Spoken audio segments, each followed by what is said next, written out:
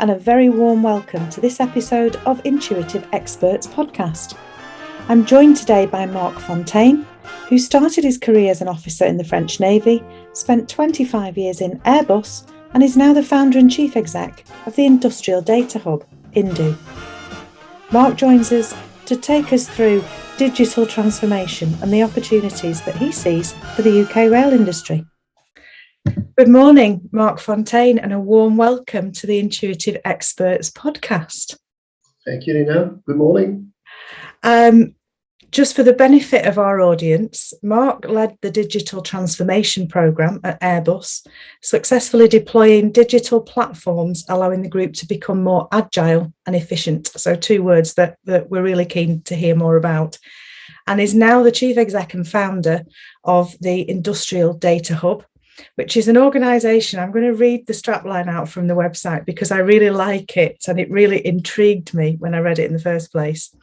So Industrial Data Hub, InDHu, is an organisation which supports mid-cap companies to unlock the full potential of data, solve previously impenetrable problems, and reveal those that they never knew they had. Wow, that's a tall order, Marc. That's a really tall order. That's ambitious, yes. Absolutely. Can we start off, please, by me inviting you to tell the audience a little bit about you, where you've come from, your journey so far into the role that you're currently doing, please? Yes, with pleasure. So thanks for the opportunity. My background is mostly 25 last years in aerospace. So I joined Airbus and the constituting company in 94 and worked most of my professional life in these companies in very different responsibilities, and not so much core engineering like people could believe, and more from the business background. But I worked a lot into merger and acquisition, business development, strategy, corporate functions. So lots of exposure, I would say, to many business problematics, lots of exposure to transformation programs. Especially because in the last years I was company secretary for Airbus Helicopters, then for Airbus Commercial, then for the Airbus Group, member of the executive committee, so exposed, I would say, to all lines of business and all lines of business problems. Most recently, in the last 5 years, I was in charge of digital transformation for the Airbus Group. And that's an interesting story too, because as part of a management team, which was quite stable for a decade almost, we had reached probably all the limits of what we could achieve in the current methodologies, I would say, to improve the performance of the group. Not that it was perfect, but we were almost reaching limits of what we had tried as usual techniques. So we wanted to discover more on innovation, how to manage better innovation is these large corporations, which of course have a dimension of bureaucracy, heavy regulated industries like the train industry, by the way. So how to inject more entrepreneurship, more innovation, and we see how much the world around us is moving quickly now in all lines of business. And second, what means digital transformation for a company and an industry like aerospace and Airbus? So I pivoted, I would say, from normal business subjects to something that was a bit more exploratory. And the last 5 years, I spent a lot on bringing digital to Airbus and trying especially to discover what was his journey beyond the buzzwords. The good news is that we started before the buzzwords. So we started 5-6 years ago, before there was IoT and AI all over the place. Yeah. And everybody is advising everybody to have done about that. So we made our own, I would say, journey and learning. And in fact, we were quite successful, I believe, into implementing some of the things. We failed many times and we learned a lot. But we implemented things that we would never have dreamt to implement. And especially the first B2B industry platform across all industries that I know, which is called Skywise, and which is linking and connecting 140 companies, exchanging data to improve not only their company performance, but also the performance of the global aerospace industry. Mm. And I left Airbus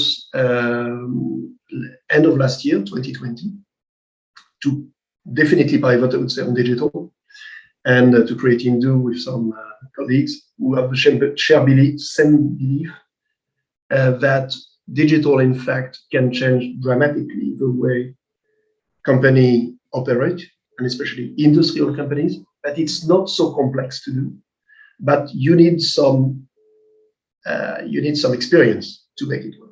Yeah. And we will talk about it. We know it's not only about technology. It's about a mix of technology that exists today, technology and data. It's a mix of business acumen, and it's a mix of human and change management. So these three elements we learned sometime at a hard price in our journey, and that's what we want to share with most of the industrial companies. Perfect. Thank you for that. Great explanation. Definitely makes me want to hear a lot more. In preparation for our conversation, Marc, because I think it is fair to say, and you've just alluded to this now, digital transformation as a skill set or as a business function is relatively new. And so I think it was important for me to understand before we had this conversation, what does it mean? So what is digital transformation?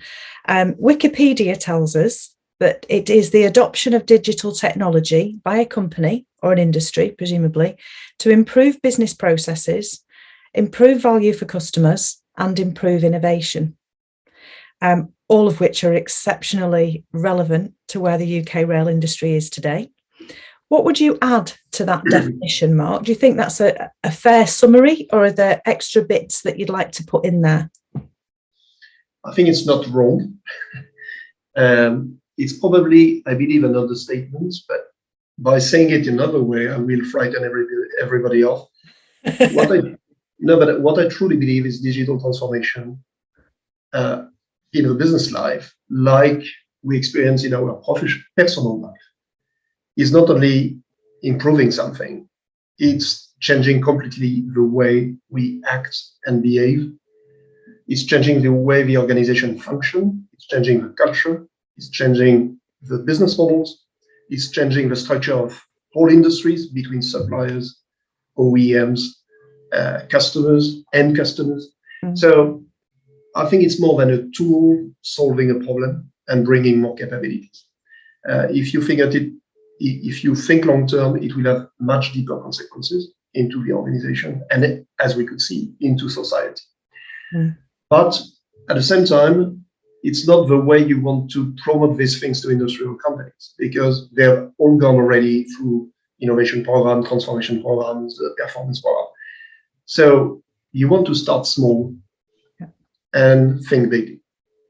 That's what we did also in Airbus. We never thought about Skywise. We first wanted to transform ourselves and to understand better what especially data integration could mean for us.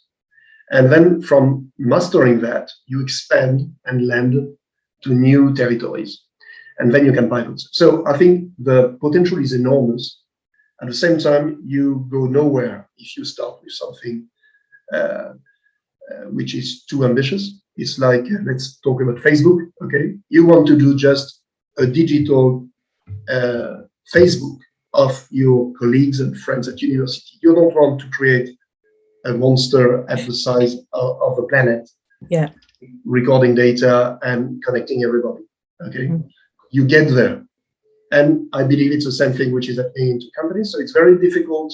There's a leap of faith because you don't know exactly where you land. And I think for our industries, it's particularly relevant. We are engineering industries, heavy industries, regulated industries. We have people who are serious people, and hopefully, of course. But you cannot engage into this thing by saying, I want to know exactly where I will be in 5 years or 10 years, according to that. You will discover it along the way. And don't start by just having the strategic plan and the 10 years business case, because it doesn't exist, I guarantee you. And it never existed in Amazon either at the beginning. No. So we have to start small, mastering these tools that I mentioned, especially I think the data culture and everything that goes with it, because that is what leads you to innovation and to changes, deep changes into everything. Mm. I would also say that digital transformation is a big word, and people tend to put everything into that. I believe, again, that digital transformation are three elements: the tech part, the business part, the human change part. Yeah. Second, you have to focus on data first and foremost. Forget about all the buzzwords. Okay, they are part of it. Cloud is part of it. Cybersecurity is part of it. Data governance is part of it. IoT is part of it. AI is part of it. But the foundation on which you want to change, you will be able to change your company, is understanding data. It sounds very simple to say that, but most companies, especially in our industries, we don't know our data. No. That you're quoting our line on the site. But it's amazing to see that in many industries, we don't know our assets. We have super valuable assets, engines, rolling stock, aircraft. And when you say to these people, how much do you know about your assets? It's surprising to see how little we know. Or on the opposite, if you take some very recent programs of Airbus, for example, some aircraft, they are beaming 1 gigabyte per flight. So then it's the other problem, it's too much. So you have too much data and you cannot really trace what you wanted to do if you didn't have a very thorough data thinking first about which data do I need to solve which business problem. So I tend to make it also very simple. First, master data and data integration. It will be the building block for everything that sits on it, especially machine learning, AI, more sensors with IoT and so on. But first, try to master this critical element. Okay. And that makes perfect sense. And I think the timing of this conversation is interesting in that respect. The events of the last 18 months, I think, have accelerated the pace of transformation in the UK rail industry quite significantly. But we knew before that change was needed. My understanding is that the value of data and the industry view of how we use that is one of the areas that's been accelerated. So the concept of big data and the analysis of that data and how to use it in terms of insights for how to run your business and how to influence customer behavior, how to make sure that we're delivering what our customers actually want. So all that opportunity lies in there. And there are pockets where digitalization is being used really effectively in terms of the operation of the railway, the infrastructure and the maintenance side, as well as the manufacturing side. So there are pockets of this happening across the industry. I do think, though, it's such a massive topic. It's such a huge area that your advice to start small but think big is really pertinent, because you could actually look at it and say, whoa, it's too big. Where on earth do you start? So your advice is to start with the data. So collect the data. In my research for this conversation today, I've learned some new terminology, Mark, should I say, and a data lake. Never heard of a data lake before. So explain to us what's a data lake? Data lake basically is you keep it simple. It's a place where you put your data. But this again is technology, and mostly it's enabled by cloud technologies, because cloud technologies allow you to have no limits in storage or processing, basically, of data. However, you have a trap there too. A data lake is something that you will build along the way, because that's the right way to expose data to people who need that data. However, creating a data lake in itself is not the purpose of digital transformation. And it's not because you think data that you have to move to data lake. Some companies would decided to say, okay, let's make a big bang and we will create a data lake and we will dump all our data there. first, it's a tremendous effort. And second, after years and millions of spending, you say, okay, but why did we do it? Yeah. So you always have to start with a business problem. What are you trying to solve with the data? And these statements defined with the business owners will define the data that you need. And these data requirements will define the pipelines, cleaning, loading of data that you need to connect and maybe sometimes to equip. Okay, imagine that you have a machine which is not equipped with sensors. You may decide to put a sensor on that machine because you have determined that this temperature data or this humidity data or this vibration data would be super important in what you're trying to solve. So you have to work reverse from the business problem to data. Yeah. Then the technology is there and it exists to create static pipelines or dynamic pipelines to extract the data to a data lake. And in the data lake, the beauty of a data lake, whatever is the technology, is that you will be able to store the data, process the data, and this is very important.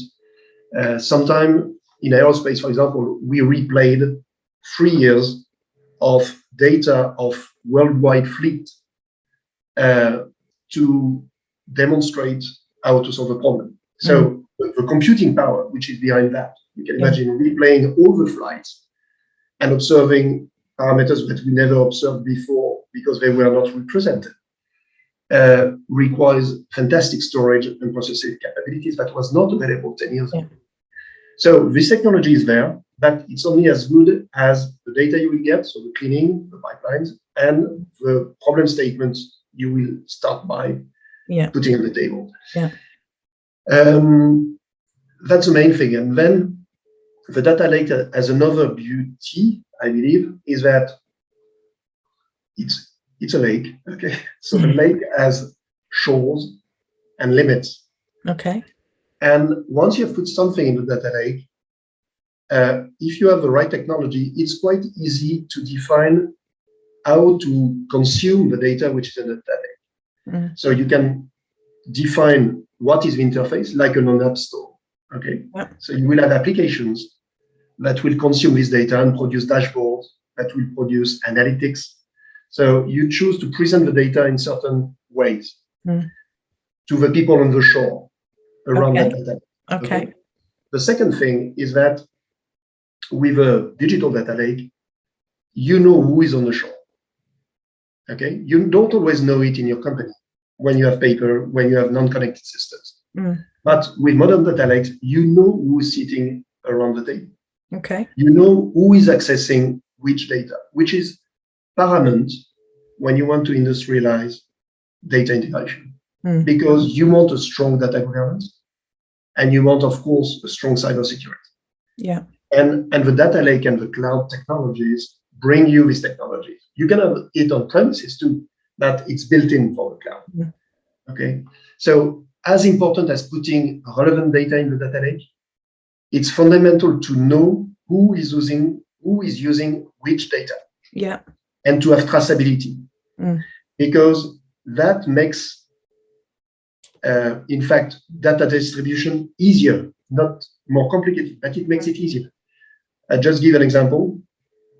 If you're making dashboarding from data that you have collected from an aircraft, okay, about the performance of, I don't know, the brake system and predictive maintenance of the brake systems.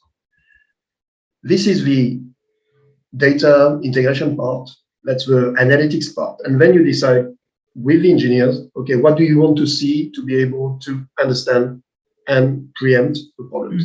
The engineers will want to see something for the fleet wide, for example, you know, so that they can start taking design action and so on. But the maintenance guy will want to see something very different. He wants to see per aircraft, per airport, because he knows he has a spare parts on the airport or not. So you're able first to disseminate the data in a very pertinent way to people, because once you have the data, the dashboarding of data is super easy. When it's all through. Second, you will decide that the maintenance engineer in Kuala Lumpur doesn't have access to the fleet data that the engineer sitting in Seattle or in Toulouse for Airbus or Boeing is having, despite the fact that the data is there. Okay? Yeah. You choose to expose the data in a form, but you also choose to whom you expose the data. This is what is called data governance, and it makes, in fact, distribution of data more secure, but also more widespread because you can control it. Yes. And now, just in comparison, and I close there, think about the difference between that and making a static dashboarding with data from Excel and PowerPoint, and then sending it by email to a guy, who is sending it by email to another guy, and you lose totally control of your data. Yes. Yeah. Which can get out of the enterprise, by the way, pretty easy. So just to close on the data lake, this is beyond the buzzwords, what's the functionalities you want to leverage. Yeah. I think, so what I'm hearing from what you've just said, Marc, is that this is not data for data's sake. We have to start with the end in mind in terms of what the business needs from this. So digital transformation, the use of data and analytics is a kind of supporting function for making business decisions better. And also that kind of the dissemination of the information that people get is very focused in relation to who wants to see it, why they need it, what business decision is it helping them to make or issue to solve. So instead of you sending me 1,000 pieces of information, you're asking me, what do you need to see in order to solve your business problem? So there's a data lake, but I only need a bucket of it.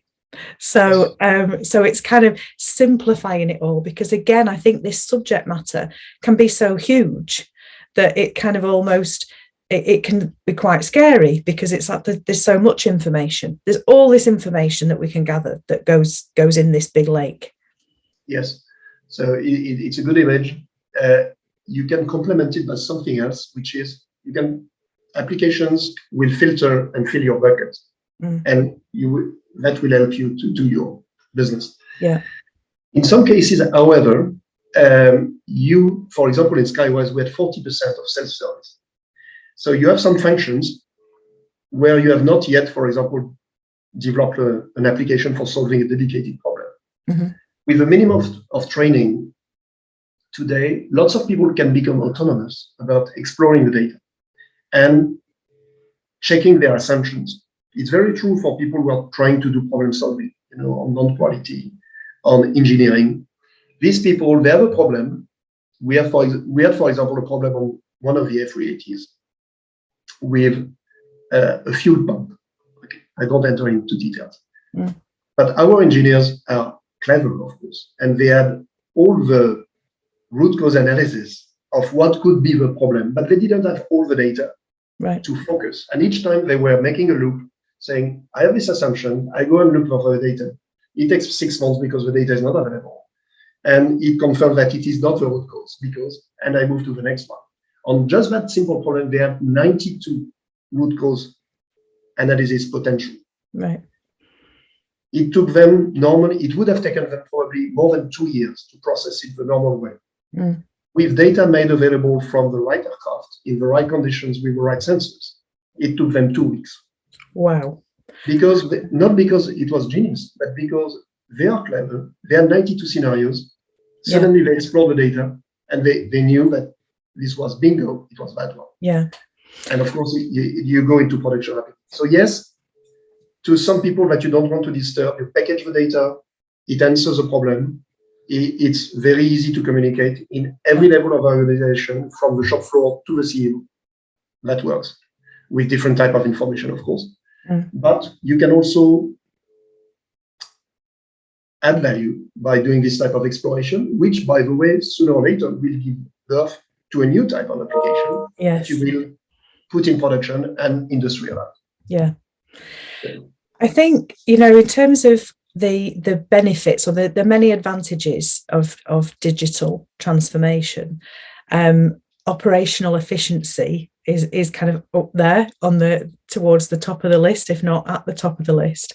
And that illustration that you've just given us of a case study which would have ordinarily taken 2 years, being able to be completed in 2 weeks is quite phenomenal in terms of that efficiency. And in fact, if you want metrics, and we have many metrics from Airbus and from the aviation industry and from what we are doing today with industrial companies, this type of metrics is exactly what you find when you look. We have run more than 200 use cases, and it's exactly orders of magnitude like this that you will never suspect. We have reduced non-quality in some production line by 50%. We have improved procurement decisions pertinence by 75%. Right. So I would say the rule of thumb is that you will improve if you choose the right problem, and that it's a data-related problem, one way or the other. You will improve by 2 digits your process. Okay. So, and many examples to prove it in many different industries. Globally, if you take a step back as an industry or company, my assessment is that companies are sitting on 1 to 2% of EBIT margin because of untapped and unleveraged data about efficiency in their systems. Okay. So the potential is absolutely enormous. And this is true for small companies and for big companies. And you will be surprised that it starts to be also true for digital native companies. Right. Because even digital native companies with the proper systems, sometimes if they don't have a proper data thinking or data culture and data architecture, they recreate modern silos, between the ERP, the CRM, and so on. It's very easy. As soon as you reach 100 people, you start to have silos if you have not taken an architecture. Yes. Yeah. But yes, you're right. It's about operational efficiency. It's demonstrated. It's not so complex to do if you focus on business and value, and you have to. Yeah. And the only condition for having the big ambition we were talking about is first to start this small project that will demonstrate value, that will buy the support of our operational people and finance people and IT people. And it's only when you collate all these use cases that you start seeing these data lakes shaping up. Yeah. That you see these data foundations and data governance functions shaping up. And that you see the boundaries of the companies blurring, because, of course, before convincing your suppliers and your customers, you have to apply it to yourself. Once you're literate enough, you can explain it to your suppliers, and you can explain that it will be a win-win game, because by exposing your production data and mixing it with this planning data, in fact, both will win. You cannot do that as an industry, and since you're talking to the train industry, don't start with that in mind. You will go there, but start by applying it to companies who have appetite, built on it, then cross the boundaries of the industries, and you may end up with industry platforms like Skywise, Trainwise, call it Trainwise, where progressively the operators, the network, the OEMs, the suppliers will start sharing data more easily, because everybody has understood how to do it. And just be careful of one thing I've heard, including in your industry. Be careful about these data is when you oil, because it's true and false.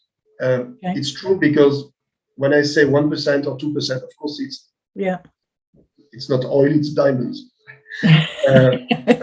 But it's a lot of effort to do it, and it's an internal effort. Okay. If you think about oil as a commodity, okay, which means data is when you oil because I will capitalize on the data to sell it, and we hear a lot about that. Yeah, I think this is this can be a lure, because you start immediately in a training discussion between actors of the supply chain. My data against your data, what's the value we put on data? Let's put lawyers and IP clauses everywhere. And this, in my experience, is totally counterproductive to the operational efficiency flow of data. You can go there, of course, especially for B2C industry with passengers and so on. This data has a value. However, I think you should not crystallize discussions early on, once you have not yet understood your full potential and your problematics, on this valuation of data externally. This can kill lots of initiatives for sharing. Okay. So there's so much in here, and we have a limited amount of time on the podcast. But one of the things that, there's so much, Marc, that I want to ask you now. There's all sorts of questions pinging off in my head. One of the areas that I think is absolutely critical to consider, and you have just mentioned it a few moments ago, is the culture around digital, about how you use this data, how you use this technology, what you do with it, what the ethos is behind why are we doing it as an industry, why are we doing it as individual organizations, why do it. We can't go into the nth degree of detail in this discussion today, but I'm working with an industry that is a very traditional industry that is, I think it's fair to say, is kind of, we like to take our time in terms of the change and transformation piece. In that kind of industry, what would you say are the key starting points to creating a culture which is going to support the digital transformation that we need to see? First, you know much better about rail than I do, of course, but I don't see a lot of difference between aviation, ships, even automotive to some degree. So we share some characteristics. We are heavy industries, long cycle investments, lots of legacy systems, a very strong regulation, and all these create a culture, safety culture, which is good. Sometimes a risk-adverse culture, because we like things to run. We don't like change too much, because change can mean readjusting and costing a lot, by the way. So some of our strengths can also be our weaknesses in terms of changes. So first, you're not alone, and I think that the fact that we demonstrated almost Amazon-like type of questions in aviation shows that nobody is immune from this transformation that can happen all around you. So it's there to stay. It's a burning platform. Of course, we have to do it embarking our own constraints and culture. As you said, culture is super important. The main challenge, I think, will be the data culture. So beyond the culture, which would be inclusive of change and innovation, I think a specific focus on data culture, I believe, is extremely important. Why do I say that, and what is the data culture? The data culture is about, you want fact-based decisions with data which is, if possible, up to date and at the right level of the organization. It's simple to say that, but if you think about all the organization, nobody has that. No organization has that. We don't have the right data at the right moment at the right place. And we struggle most of the time in all our industries to get that. Our blue collars struggle to have that, to take right decisions about which operation to do. Missing parts, broken machines, blah, blah, blah, blah, logistics. But the CEOs and the CFOs, same thing. Data is late, it's inaccurate, it has been tampered by Excel sheets so many times, So you need to strive for that. It's not easy because, again, the technology is not always deployed in companies.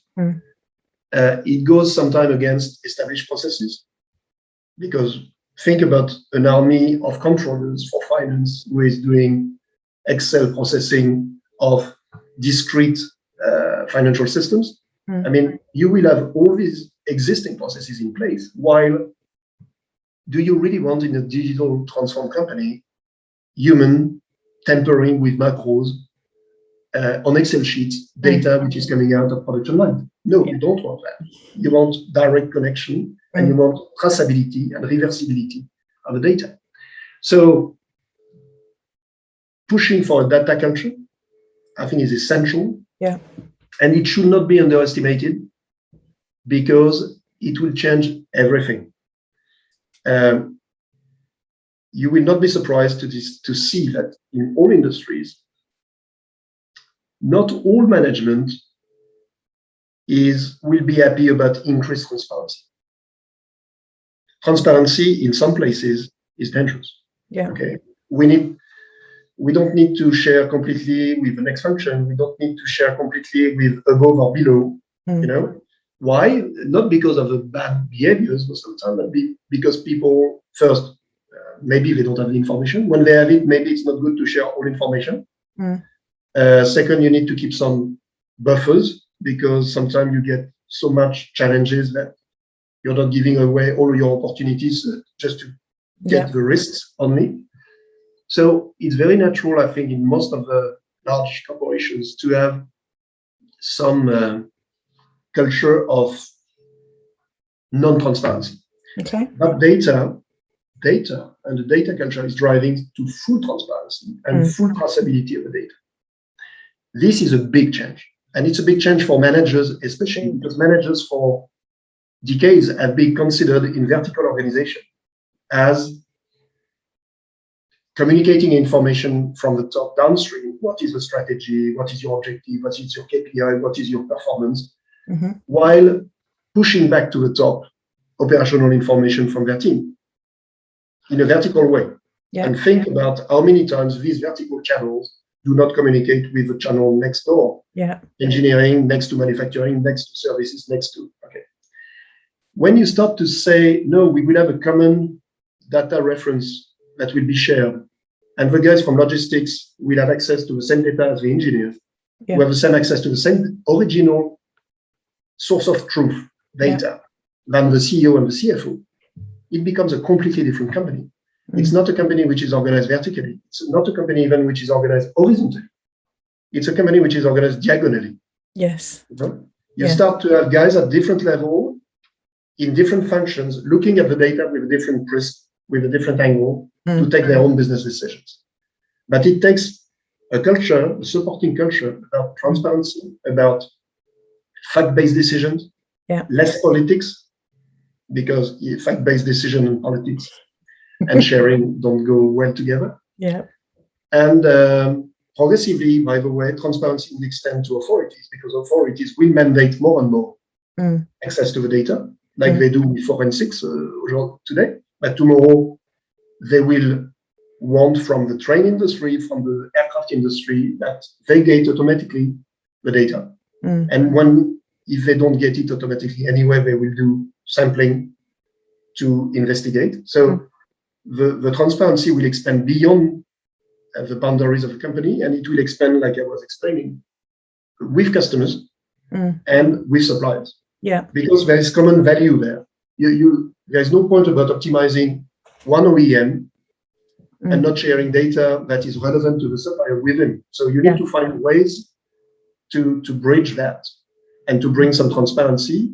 Today, I see too many companies saying, I don't share my production program or my investment program because this is strategic information, but without taking into account that their suppliers are totally inefficient because they don't have the proper production plan. So, of course, there's always a trade-off, but it leads to more transparency. So, culture, data culture, I think is transformation. Wow, there's a lot in there, and there's a lot in there that I can kind of almost envisage our podcast audience raising their eyebrows at, especially the word politics, Marc, because we've got plenty of that in the UK rail industry. So there's very clear. Politics is everywhere. Absolutely. I think it's really abundantly clear to me where the benefits are around operational efficiency. There's loads, and as you've said, an amazing metric that 1 to 2% on the EBIT number for the organisation. if you don't get anything else, then surely that's worth a further investigation.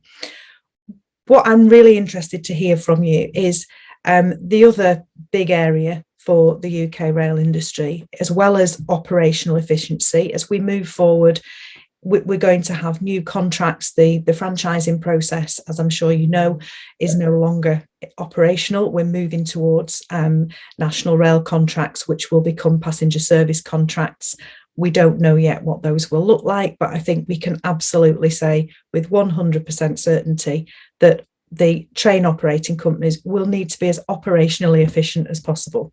So big tick in the box in terms of it's worth looking at digital transformation just for that.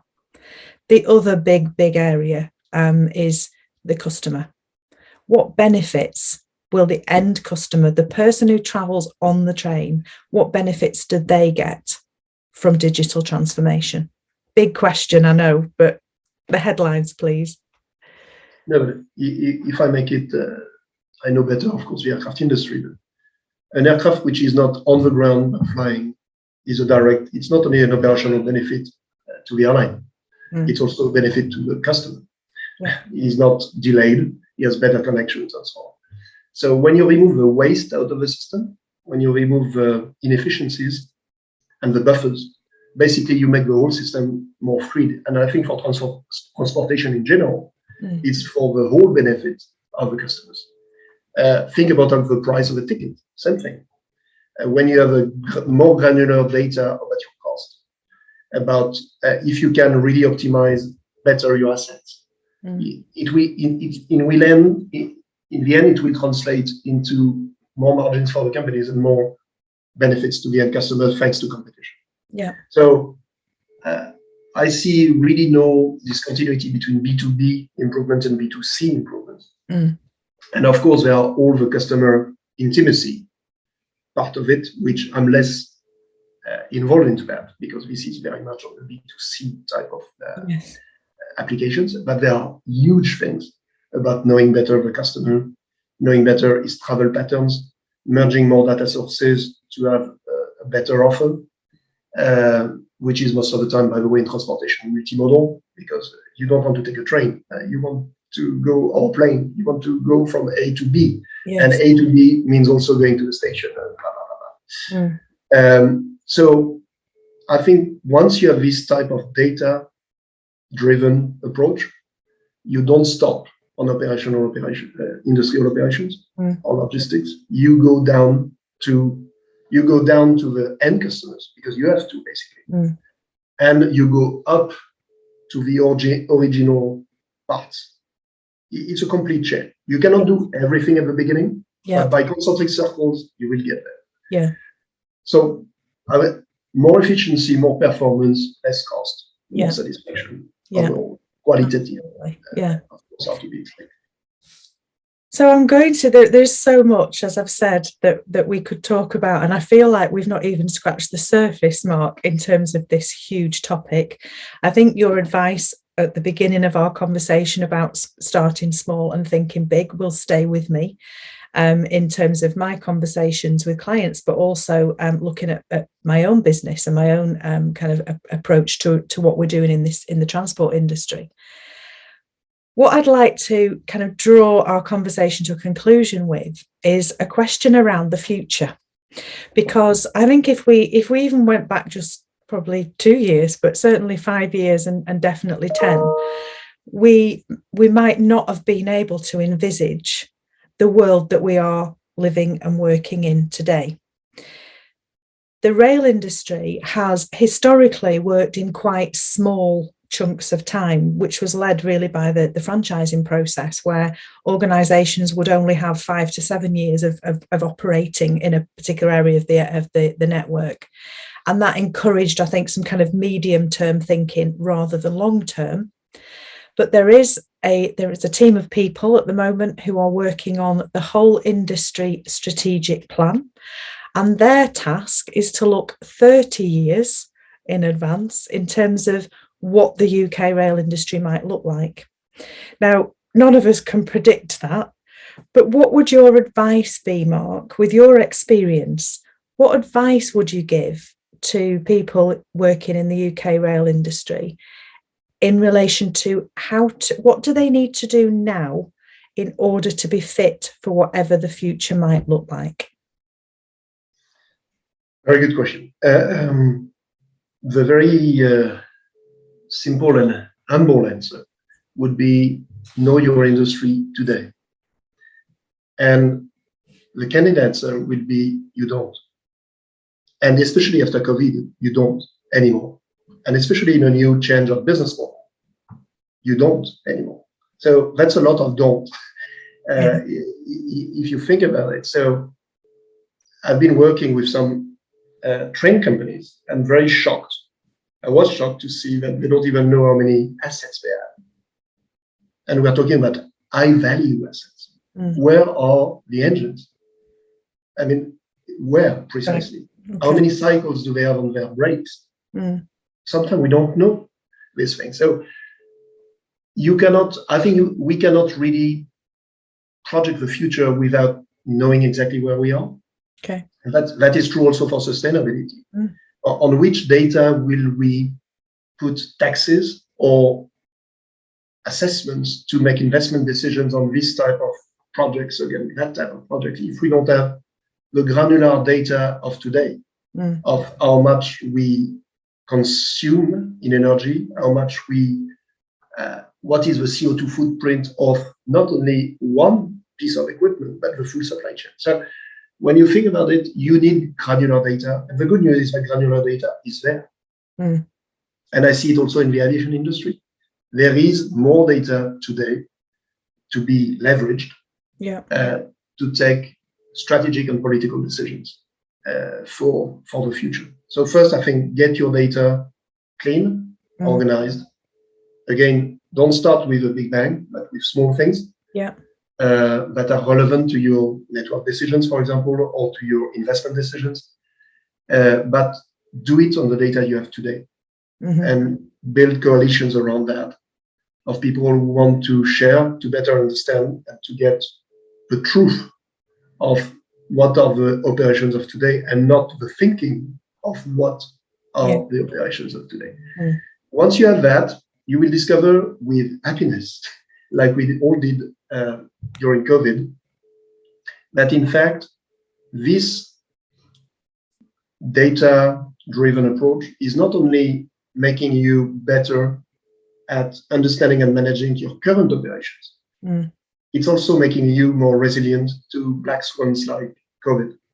So it's preparing you, even if you don't have a perfect strategic plan for 30 years down the road, you're starting to discover that this data allows you to reconfigure networks. It allows you to replan trains. It allows you to reprice tickets according to changes in behaviors of people. Most of the applications we had in Skywise post-COVID are things we never thought would be interesting to airlines. For example, parking management.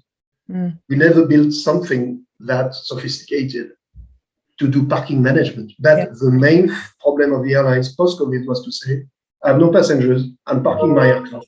Where are my aircraft? In which condition? How can I optimize the maintenance while they are not flying? And when they return to flight, with whom? Which aircraft should I start? So the disaster recovery, or you call it the resilience planning, is a fundamental thing of a data-driven approach, fact-based again, which you can, of course, feed your scenarios for the future with, but you can also steer your scenarios according to what the data will provide. So I wish them good luck for the 30 years, but I think but the good news is that they can build the tool that will allow them, I think, to move from today to tomorrow, and they can start doing it tomorrow. Marc, thank you so much. There is, as I've said several times, there is so much more I want to ask you. We'll do that offline, and I'm sure that many other people who are watching this will want to do the same. So in the meantime, they're very welcome, because as you could see, I'm passionate about it. Absolutely. I love sharing. Yeah, absolutely you are. And we will share your details so people can contact you direct and have their own conversations and fill in some of the gaps that I'm sure after listening to you on this podcast episode, there will be lots of thoughts that are provoked and trains of thought that we need to follow. So my huge thanks. I have thoroughly enjoyed the conversation. I'm not a technology person. I'm not necessarily a big kind of data person. I'm all about the people, and the impact on people of this process and this function is quite huge. So so very close to my heart. Thank you so much. Thoroughly enjoyed it. Thank you. Thank you. My huge thanks to Marc Fontaine for joining me on this episode of Intuitive Experts. There are so many questions that I have as a result of that conversation. I think we really have only scratched the surface. Please do get in touch with Marc if you'd like to know more.